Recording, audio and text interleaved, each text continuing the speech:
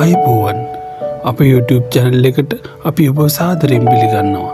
මෙතෙක් ඔබ අපිව subscribe කර නැත්නම් අපිව subscribe කරලා bell icon එක click කරලා යන්න.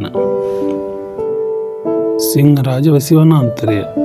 සිංහරාජ වැසි වනාන්තරය ශ්‍රී ලංකාවේ නිතින් පිහිටා ඇත.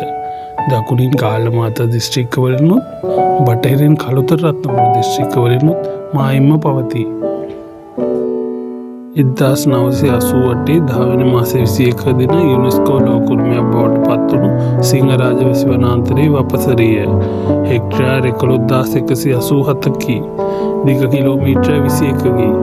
පළල කිලෝමීටර් 7ක් වේ. ශ්‍රී ලංකාවේ වැඩි වාර්ෂික වර්ෂාපතනයක් ලැබෙන්නේ සිංහරාජ වැසි වනාන්තරයටයි. වාර්ෂික වර්ෂාපතනය මිලිමීටර් 3000 සිට 6000ක් පමණ වේ. ශ්‍රී ලංකාවටම ආවේනික බොහෝ වන සතුන්, ශාක වර්ග, මල් වර්ග, සමනළුන්, පක්ෂීන්, නුරගීන්, උභයජීවීන් රාශියක් දැකිය හැකිය. ඒවායින් 50%ක්ම සිංහරාජයටම ආවේනිකයි.